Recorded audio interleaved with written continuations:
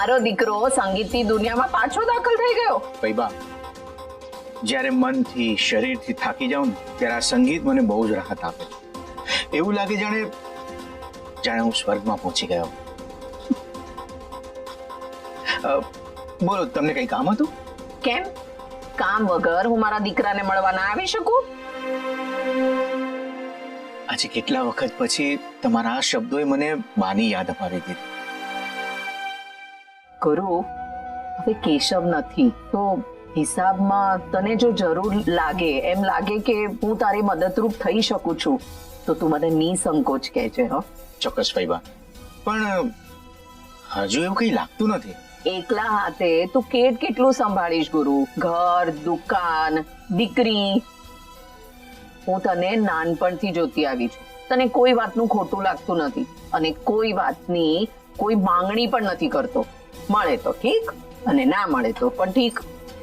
માણસ મનથી સાદું જેવું હોવું જોઈએ. ને ફૈબા, મેં તો મારા મનને કેળવી લીધું છે. એ બધું બરાબર છે, પણ ક્યારેક તો કોઈ વસ્તુનું કે વાતનું કંઈક તો મન થાય ને. ચાલ, પોતાને માટે નહીં તો બીજા કોઈને માટે. અત્યારે તો ઐશ્વર્યા છે ને, તો એના માટે પણ તને કઈ મન નથી થતું? હે દ્વારકાધીશ, હવે બધું પ્લાન મુજબ ચાલે ને સંસ્કૃતિ ઐશ્વર્યાને લઈને અહીંયા રૂમ સુધી આવી જાય.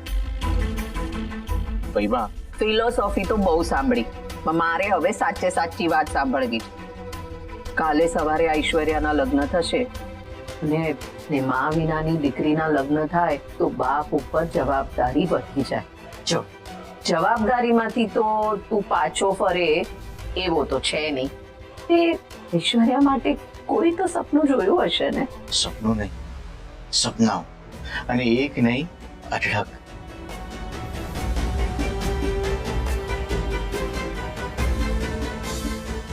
હવે મારે જીવવાનું કોની માટે ફૈબા?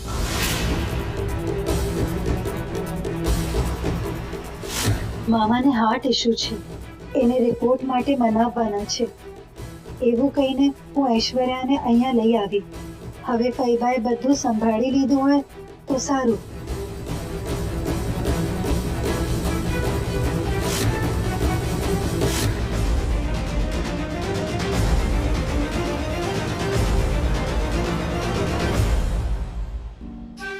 ઐશ્વર્યા સિવાય મારું બીજું છે કોણ જેના માટે હું જીવું? કેતકી હતી ત્યારની વાત જુદી છે, પણ કેતકીના ગયા પછીની વાત જુદી છે ફૈબા. આંખ બંધ કરું છું અને ઘર ચોડામાં ઉભેલી ઐશ્વર્યા મને મારી સામે દેખાય છે. લગ્ન મંડપમાં ઉભેલી ઐશ્વર્યા મને મારી સામે દેખાય. અક્ષત ઉછાળીને ગગન મહેલનો ઉમરો ઓળંગતી ઐશ્વર્યાને જોવી, એના સિવાય મારા જીવનનું બીજું કોઈ ધ્યેય નથી. કેતકીએ જોયેલા એક કે એક સપનાઓ હવે મારી આંખોમાં છે અને એ સપનાઓ જ મને કહે છે કે ગુરુ, તારે જીવવાનું છે, લડવાનું છે, ટકવાનું છે. દીકરીના બાપની વ્યથા તમને ખબર છે ફૈબા? દીકરીનો જન્મ થાય છે ને ત્યારથી જ એને વળાવવાના સપના એક બાપ જોતો હોય છે અને મનોમન આ સપનું જલ્દી પૂરું ન થાય એ પણ ઈચ્છતો હોય છે. ગુરુ, કેટલીક જવાબદારી નિભાવીએ છૂટકો. હા ફૈબા, અને એટલે જ હું ઐશ્વર્યાના લગ્ન એટલા ધૂમધામથી કરીશ કે આખું દ્વારકા જોતું રહી જાય. બાપુજી જે રીતે યમુનાના લગ્ન કરાવવા માંગતા હતા ને, એ જ રીતે હું મારી ઐશ્વર્યાના લગ્ન કરાવીશ. બાપુજી જે રીતે એને વળાવવા ઈચ્છતા હતા ને, એવી જ રીતે વળાવીશ કે બાપુજીની યમુનાને વળાવવાની અધૂરી ઈચ્છા અને ઐશ્વર્યાની વળાવવાની ઈચ્છા પૂરી થાય.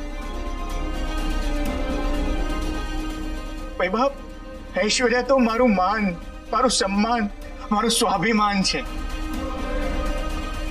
દ્વારકાધીશને પ્રાર્થના કરીશ કે તારી બધી ઈચ્છા પૂરી થાય.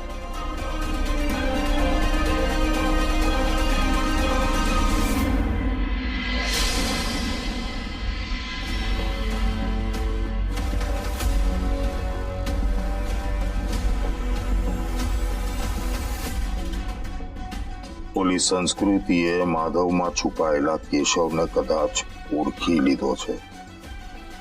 હવે એની પૂછપરછના પગલા ઘર સુધી ના આવી જાય. ખબર નહીં કેમ પણ આજે મંદિરમાં મને જે ઓલી છોકરી મળી એની વાતો, એનો ચહેરો મારી આંખ સામેથી જતો જ નથી. ખબર નહીં મને કેમ એવું લાગે છે કે હું એને વર્ષોથી ઓળખું છું. મેં એની વાતો સાંભળી છે. હું એને ખીજાતો ને એની ખીજ સાંભળતો આવ્યો છું. કાકા, એક્સિડન્ટમાં એને કેશવને ગુમાવ્યો અને મેં મારી જાતને ગુમાવી. માધવ, હવે આ બધામાંથી બહાર આવી જા. હું પણ આમાંથી બહાર આવવા માંગુ છું સંસ્કૃતિ. બહાર આવવા માંગુ છું આમાંથી, પણ ખબર નહીં કેમ અમારું મન નથી માનતું. ખબર નહીં આ શું થઈ રહ્યું છે મારું બેટું. આ મગજમાંથી કંઈક નીકળતું જ નથી બધું બહાર. માધવ, અત્યારે એ બધું છોડો. જો તારું બધું ભાવતું જમવાનું બનાવ્યું છે, આપણે જમી લઈએ. ચાલ. કાકા, જે એક્સિડન્ટ થયો હતો એનું આપણને કઈ કારણ ખબર પડ્યું? એક્સિડન્ટ કેમ થયો હતો? પણ તારે જાણીને શું કરવું છે માધવ? કઈ નહીં, બસ મારે એમ જ જાણવું છે કાકા. આ એક્સિડન્ટમાં છે ને મારો જ વાંક છે. ફક્ત મારો જ વાંક છે આમાં. હું જવાબદાર છું આની પાછળ. ના બેટા, કાકા, જો હું એ દિવસે એ રોડ ઉપર ના ગયો હોત તો કદાચ ઓલો કેશવ આજે જીવતો હોત. એવું નથી. મારો જ વાંક છે આમાં. મારા જ કારણે આ બધું. માધવ, શાંત પડ બેટા. ને જો, મારી એક વાત સમજ. તારે લીધે એવું કઈ નથી થયું. ક્યારે એવું સાંભળ્યું છે તે કે પાંચમની છઠ થઈ હોય? અને એક વાત ધ્યાન રાખજે બેટા, જ્યારે કોઈ વ્યક્તિનું મોત પોકારતું હોય ને ત્યારે કંઈક ન કંઈક તો નિમિત્ત બનતું જ હોય છે દીકરા. પણ કાકા, આમાં એ દિવસે તું ન હોત ને તારી જગ્યાએ બીજું કોઈ જરૂર હોત, કારણ કે એનું મૃત્યુ નિશ્ચિત હતું બેટા. અને હવે કઈ નહીં, જમવા બેઠા છીએ ને ભાણે બેઠા છીએ. ચાલો જમ. સંસ્કૃતિ બેટા, જમવાનું પીરશું. હું જ પીરસું છું. હા, ને હવે જમવા સિવાય બીજી કોઈ વાત નહીં. હા લે. હા બેટા. અરે દહીં તિકારી, આ તો મારી ફેવરેટ છે.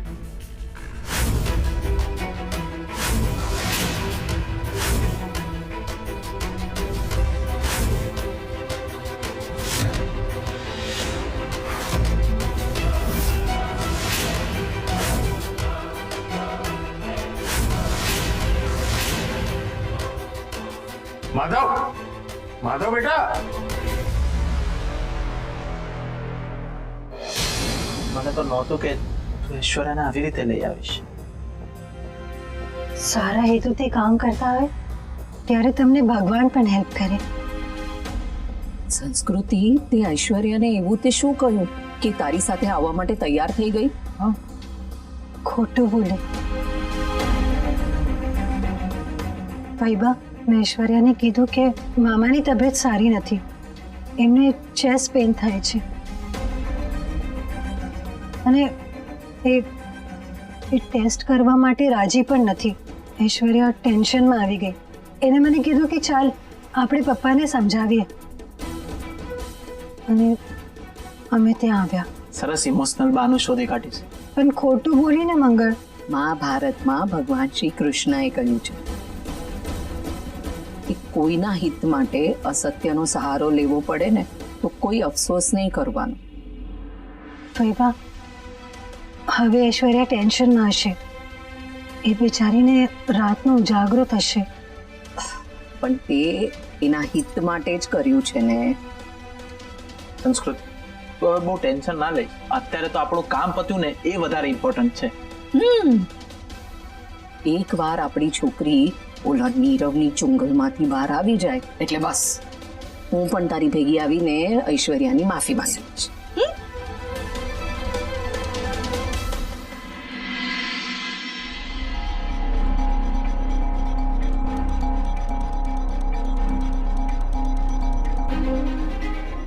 માધવ, આ શું કરે છે તું? મારી મદદ કરશો તમે?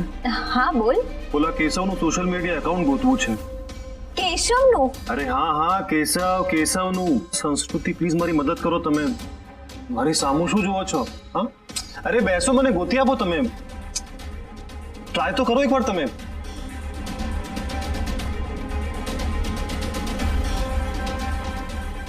સંસ્કૃતિ ગોતો, કંઈક તો રસ્તો હશે ને. બોલો, કેશવ મારી ઉંમરનો જ હતો, એટલે એ તો નક્કી જ છે કે એનું એકાઉન્ટ તો હશે જ. બસ મને એકવાર એનું એકાઉન્ટ મળે એટલે પછી મને ખાતરી થાય કે કેશવ કેવો દેખાતો હતો. શું ચાલી રહ્યું છે આ બધું? આ શું કરે છે માધવ તું? તને ડોક્ટરે આરામ કરવા કહ્યું છે ને તું આ બધું શું કરી રહ્યો છે? કાકા પણ હું તો ખાલી બસ પણ ને બણ કઈ નહીં. અરે બેટા, આ બધી નકામી વસ્તુઓમાં તું તારું ધ્યાન આપે છે. જ્યાં ધ્યાન આપવાનું છે ત્યાં તો ધ્યાન આપ. નહીં સમજાયું? અરે આ છોકરીને જો, અડધી થઈ ગઈ છે તારી પાછળ, અડધી. સવાર બપોર સાંજ રાત શું તો માધવની સેવા ને માધવની સેવા, બીજું કઈ જ નહીં. અને તું છે, મને માફ કરતું, ઓલો છોકરો કોણ, શું નામ એનું? કેશવ. ઈ મરી ગયેલા છોકરા પાછળ તું એને એના સોશિયલ મીડિયા પર એનું અકાઉન્ટ ગોતા. પણ કાકા, સંસ્કૃતિ આ નહીં, ઓલી સંસ્કૃતિ તમે જોયું નહીં? એ બહુ જ દુઃખી હતી, ચિંતામાં હતી, એટલા માટે મારે. મેં બધું જોયું બેટા, પણ તું એ સમજ, ઓલી સંસ્કૃતિની ઉપર ધ્યાન આપવા કરતા આ તારી સંસ્કૃતિ છે ને એની ઉપર ધ્યાન આપ બેટા. તને એની દશા ખબર છે? એના ઘરવાળાને, એ લોકો અને આ છોકરી બધા દુઃખી છે, દુઃખી. આ છોકરીએ તારી માટે આખું જીવન આપી દીધું, તોય તને ધ્યાન નથી કે તારે કોને મહત્વ આપવું, કોની ઉપર ધ્યાન આપવું. હા, પણ જો મારી કઈ વાત નથી સાંભળવી તારી. તમારી વાત સાચી, પણ હું તમને શું કહું છું? સાંભળ માધવ, આજે સવારે મંદિરમાં જે થયું ને એના પછી મેં નક્કી કરી લીધું છે કે કાલે છે ને મેરેજ રજિસ્ટરને મેં ઘરે બોલાવી દીધો છે. હા, ને તમારા બંનેના રજિસ્ટર મેરેજ થશે ને એ પણ કાલે જ. કાલે? હા, વાંધો શું છે બેટા? એમ જો તમારા લોકોના લગ્ન તો થવાના જ છે, તો પછી એમાં આપણે આમ લાંબુ શું કામ કરવું છે બધું? અને જો દીકરા, તારા ને એના લગ્ન થશે, જીવન તમારા બેવે સાથે કાઢવાનું છે, તો પછી એમાં શું કામ આપણે ક્ષણભરનો પણ વિલંબ કરવાનો? હા, જો માધવ, મને કઈ નથી ખબર બેટા. હવે છે ને હું ગુસ્સો કરીશ. તું જા, આરામ કર કીધું ને. આમ તમે બસ આરામ કરવા કીધું ને તને. અને તું બી છે શું, દવા આપ માધવને, દવા કીધું ને. આપે, હા, આરામ કરવા.